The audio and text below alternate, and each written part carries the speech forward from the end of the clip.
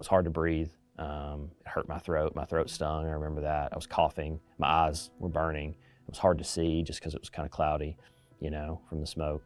And then of course I remember hearing him yell and scream. That's another sense that I have for sure is hearing him, you know, in pain.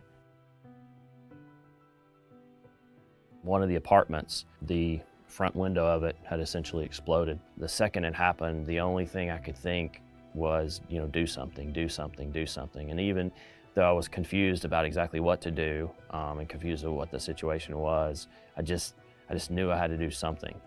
As I ran up there, after that initial explosion, he actually jumped out of that front window and he was on fire. He was completely on fire.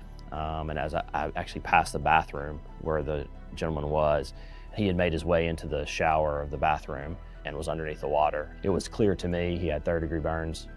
You know, he's burned pretty badly and injured. He was in a lot of pain. I have an experience in my past where I know exactly what he was feeling and going through at that moment.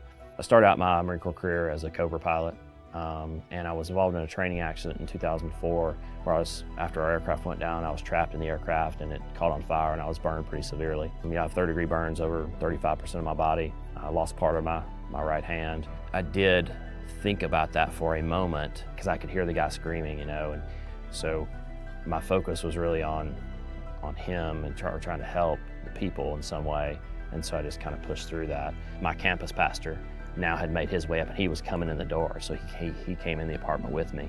I said, you know, there's a man in there, he's hurt, he's burned, he's in the shower. And so he went into the bathroom with him and went right up to him and started comforting him and talking to him and telling him help was on the way, I think even praying with him. Not long, we heard the sirens of the emergency vehicles coming. It really was a team effort that day. I was really proud of my church and the way they responded.